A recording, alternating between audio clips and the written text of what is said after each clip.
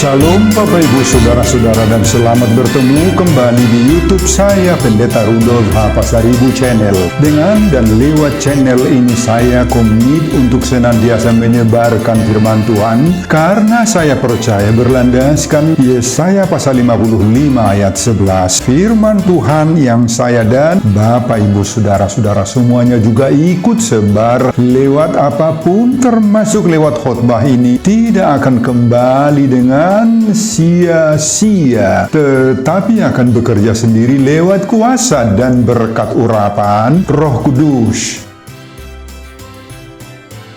Mari Bapak Ibu Saudara-saudara semuanya saya ajak membantu saya menyebarkan firman Tuhan khotbah di ibadah Minggu Kantate 3 Mei 2026. Terambil dari Keluaran pasal 15 ayat 1 sampai 14 dan epistel dari 2 Tesalonika 3 ayat 1 sampai 12. Diikat oleh topik atau tema Aku menyanyi bagi Tuhan. Dalam bahasa Batak Toba dituliskan Marede tu Jehovah. Sebaca untuk kita, simaklah pembacaan firman Tuhan berikut ini. Judul perikop Keluaran 15 ayat 1 sampai 21, Nyanyian Musa dan Israel. Khotbah kita ayat 1 sampai 14. Pada waktu itu Musa bersama-sama dengan orang Israel menyanyikan nyanyian ini bagi Tuhan yang berbunyi, Baiklah, aku menyanyi bagi Tuhan, sebab ia tinggi luhur, kuda dan penunggangnya dilemparkannya ke dalam laut. Tuhan itu kekuatanku dan mazmurku, ia telah menjadi keselamatanku, ia Allahku, ku puji dia, ia Allah Bapakku, ku luhurkan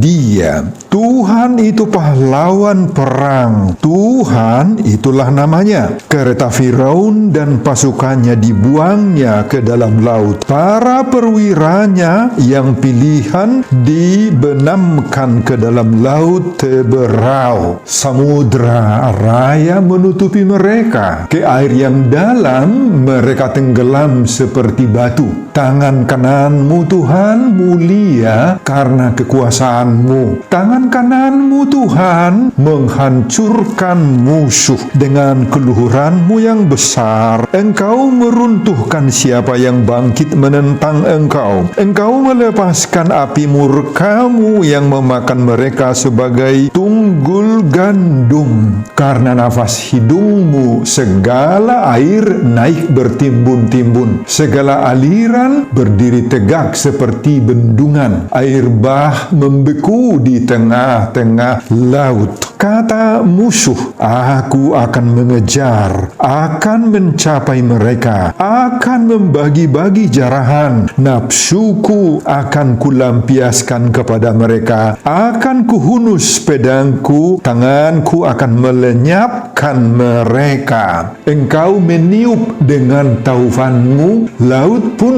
menutupi mereka. Sebagai timah, mereka tenggelam dalam air yang hebat. Siapakah yang seperti Engkau di antara para Allah? Ya Tuhan, siapakah seperti Engkau? Mulia karena kekudusan-Mu, menakutkan karena perbuatan-Mu yang masyhur. Engkau pembuat keajaiban, Engkau mengulurkan tangan kanan-Mu, bumi pun menelan mereka. Dengan kasih setia-Mu, Engkau menuntun umat yang telah Kau tebus. Dengan kekuatan-Mu, Engkau membimbingnya ke tempat kediaman-Mu yang kudus. Bangsa-bangsa mendengarnya, mereka pun menggigil. Kegentaran menghinggapi penduduk tanah Filistin. Nah, Bapak Ibu dan Saudara-saudara, demikianlah nats khotbah kita di ibadah Minggu Kantate 3 Mei 2026 dihubungkan dengan topik Aku menyanyi bagi Tuhan. Marede tu Jehovah. Saudara, Keluaran 15 ayat 1 sampai 14 ini adalah nyanyian Musa dan orang Israel setelah Allah membebaskan mereka dari Mesir dengan menenggelamkan pasukan Firaun di Laut Teberau. Teks ini merupakan merupakan pujian kemenangan yang menekankan kuasa Allah sebagai pahlawan perang dan penebus umatnya. Mereka baru saja keluar dari Mesir setelah peristiwa Paskah. Selanjutnya mereka berjalan menuju Laut Teberau. Di saat itu Allah menunjukkan kuasanya dengan menyuruh Musa mengangkat tongkatnya dan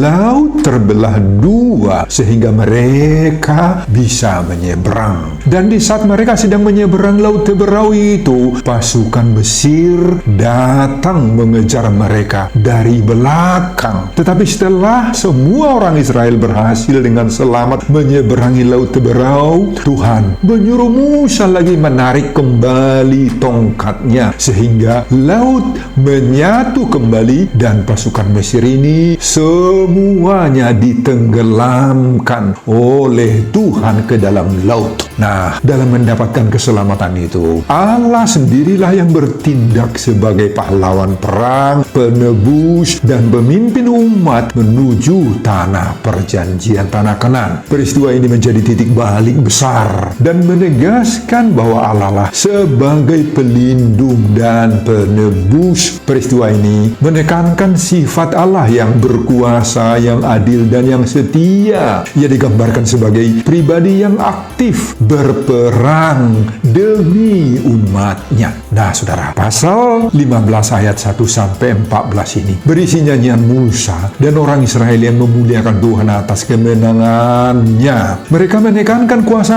Allah, keadilannya terhadap musuh, dan kasih setianya kepada umat pilihannya. Nyanyian ini sangat-sangat beralasan karena musnahnya tentara Mesir, tentara Firaun ini yang spektakuler, yang tidak disangka-sangka, tidak diprediksi harus terjadi seperti itu. Nyanyian Musa dan Israel ini merupakan ucapan syukur karena peristiwa keselamatan yang dikerjakan oleh Allah ini sangat-sangat mengagumkan dan penuh perhatian serta penuh kasih kepada umatnya. Coba bayangkan Bapak Ibu, Musa dan seluruh umat Israel itu dikejar-kejar oleh pasukan Firaun di padang gurun. Akhirnya mereka terjebak. Mereka tidak dapat lari lagi sebab di depan mereka ada Laut Teberau yang menghalang dan di belakang sudah siap-siap pasukan Firaun sedang menghadang. Bayangkan seperti itu. Ibarat ungkapan bahasa Batak Karo yang mengatakan maju kene, mundur kene. Tetapi tiba-tiba atas perintah Tuhan lewat tongkat Musa, laut terbagi dua. Terbagi dua Bapak Ibu. Ada darat dan ada laut yang tinggi.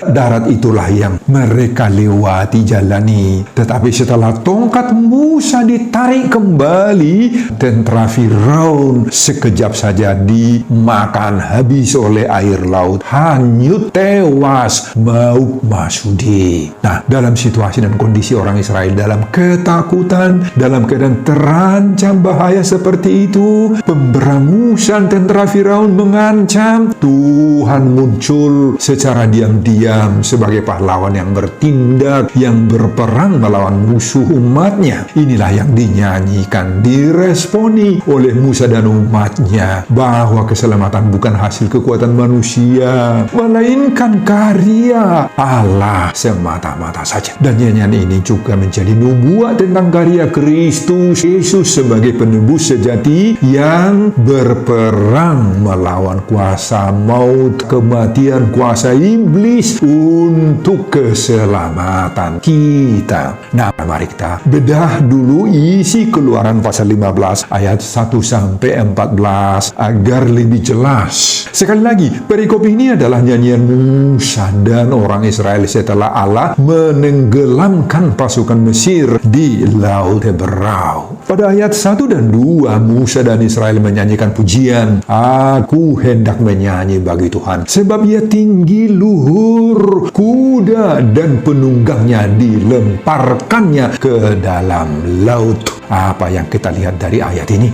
Allah dipuji sebagai pahlawan yang gagah perkasa. Allah itulah menjadi kekuatan, mazmur atau nyanyian dan keselamatan umatnya. Nah, secara iman, ayat ini menekankan bahwa kemenangan itu adalah karya dan berasal dari Tuhan sendiri, bukan oleh kekuatan manusia. Pada ayat 3-5, Allah disebut di sana sebagai pahlawan perang. Pasukan Mesir, kereta dan kuda mereka ditenggelamkan di laut. Apa makna penyebutan ini? Itulah gambaran dari kuasa Allah yang begitu kuat mengalahkan musuh dengan cara yang luar biasa. Kekuatan militer Mesir dan kuda-kudanya merupakan simbol penindas. Jadi Tuhan menghabisi para penindas. Orang yang menganggarkan kuasanya dan kehebatannya itu dihabisi oleh Tuhan. Ayat 6-8 ini menunjukkan kuasa Tuhan yang digambarkan sebagai tangan kanan. Tangan kanan Tuhan penuh kuasa untuk memberangus musuh. Napas Tuhan membuat air menumpuk dan menutup atas pasukan Mesir.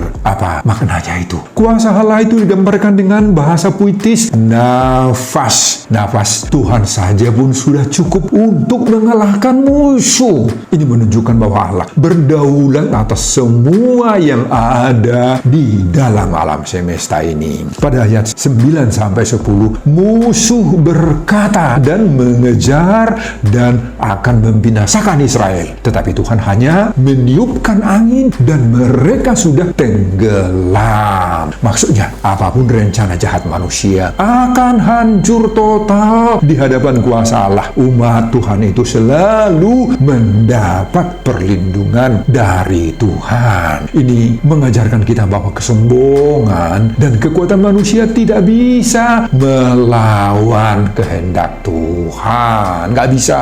Kemudian pada ayat 11-13 kita temukan pertanyaan retoris. Tak perlu dijawab. Siapakah seperti engkau di antara Allah? Ini mengandung makna. Allah itu dipuji karena kekudusannya, keagungannya, dan kasih setianya yang menuntun umat yang ditebusnya itu. Nah, makna daripada ucapan itu, Allah itu unik, tiada tertandingi. Ya, bukan hanya berkuasa, tetapi juga penuh kasih setia. Dan ayat terakhir, ayat 14, bangsa-bangsa lain, bangsa Filistin, Edom, Moab, Kanaan akan gentar mendengar perbuatan-perbuatan Allah. Ini mengandung arti kemenangan Israel bukan hanya untuk mereka sendiri, tetapi itu menjadi kesaksian bagi bangsa-bangsa lain. Apa yang dilakukan oleh Tuhan dalam diri kita, Bapak Ibu, akan menjadi kesaksian itu bagi orang lain, bagi orang yang tidak mengenal Allah, mengenal Tuhan Yesus yang ada di sekitar kita.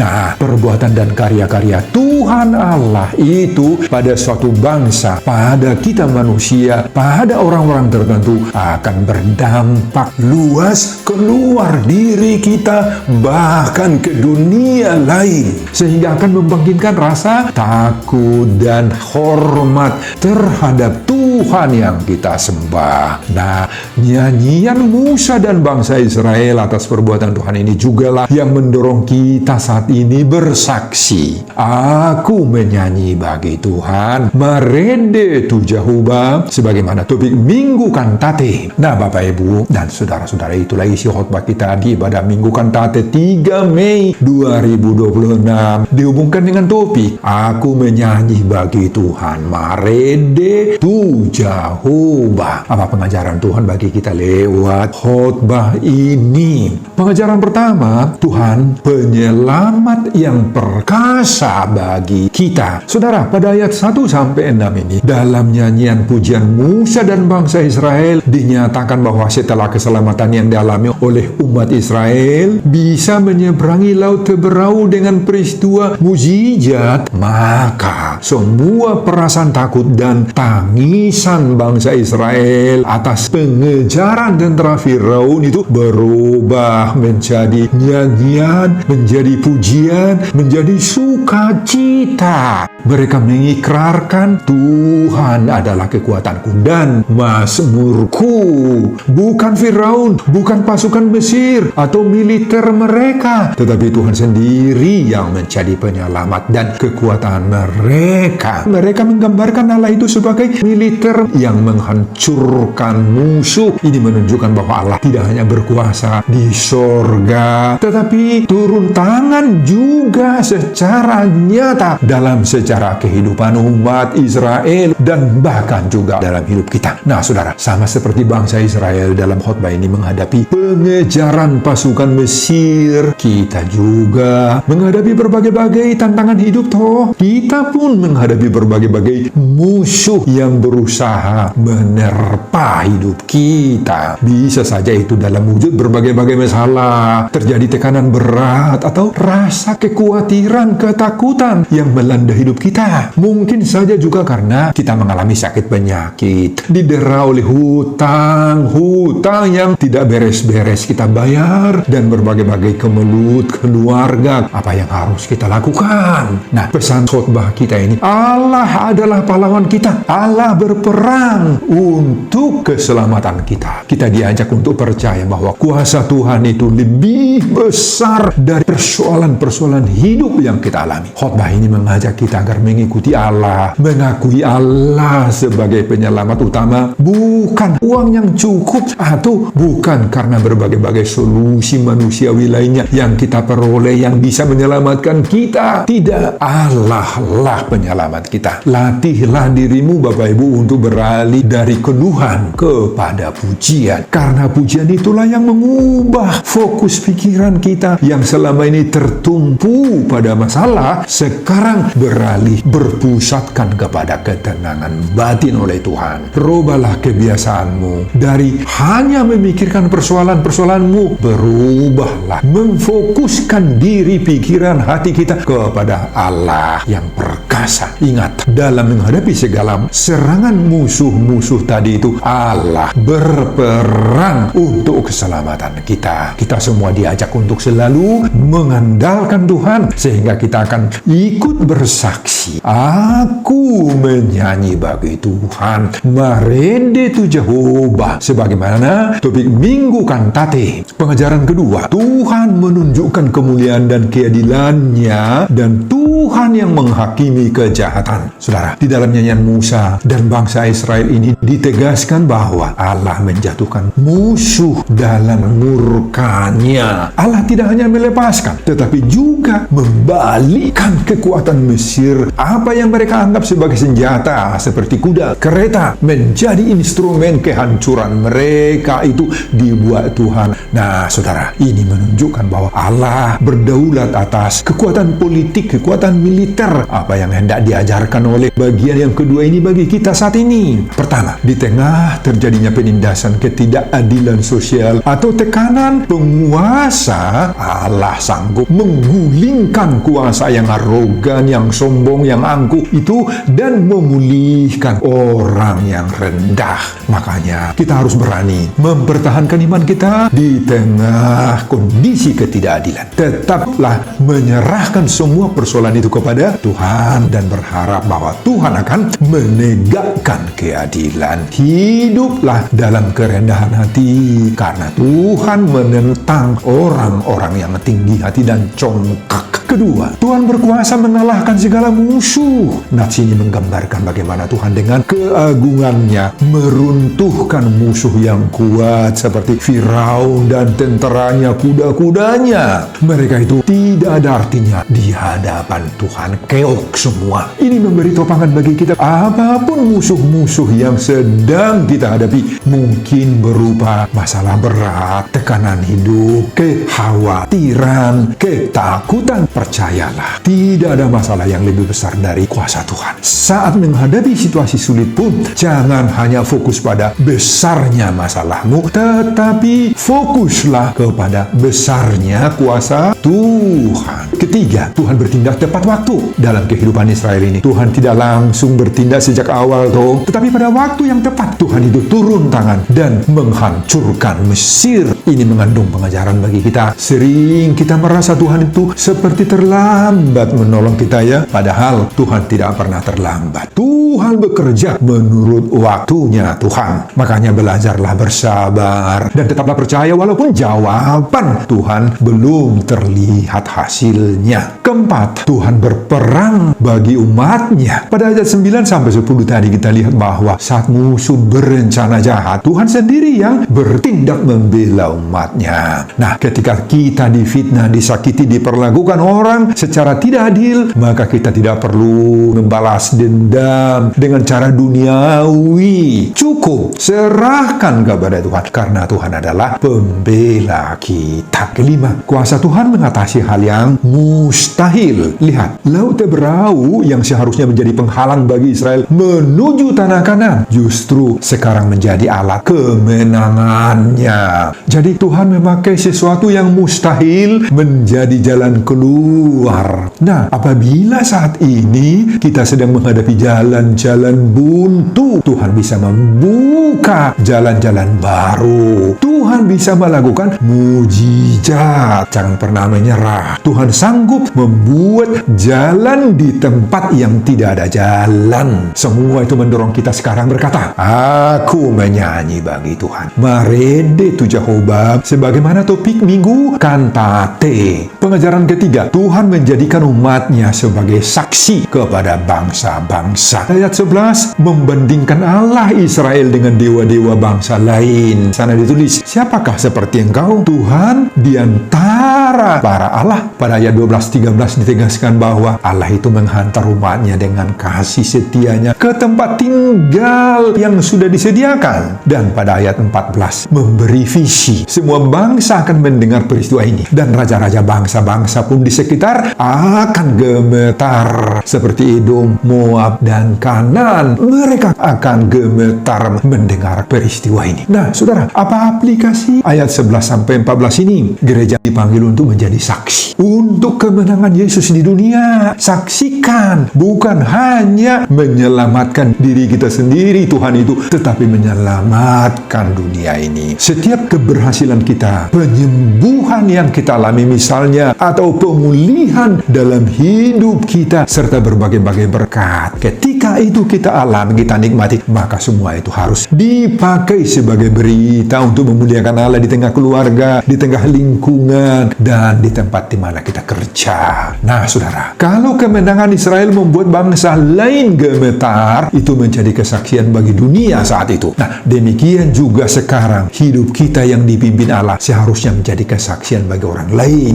bahwa ada Allah yang berkuasa dan penuh kasih setia. Bersaksilah dalam hal ini. Tidak rumit, Bapak Ibu. Keluarga yang hidup dalam kasih dan iman menjadi kesaksian yang nyata itu bagi tetangga kita, bagi teman-teman, bagi orang lain, bagi komunitas di mana kita berada. Saksikan kasih yang hidup di dalam dirimu. Orang tua perlu menceritakan karya Tuhan dalam hidup keluarga sehingga anak-anak mereka belajar mengenal Allah yang berkuasa dan yang setia melindungi. Jadi, kalau Allah sudah menolong kita keluar dari krisis-krisis, dari hutang, dari konflik keluarga, sembuh dari sakit penyakit, keluar dari keputusasaan, tetapi kita bangkit kembali, maka saksikanlah, nyanyikanlah itu lewat kesaksianmu, beritakanlah kasih Tuhan itu. Jangan simpan dalam hatimu saja. Jadikanlah itu respons imanmu atas kasih Tuhan yang telah kamu nikmati. Jadikan pujian dan kesaksian itu bagi orang di sekeliling kita. Semua itu mendorong kita sekarang berkata, aku menyanyi bagi Tuhan. Marede tu Jehovah, sebagaimana topik minggu kantate.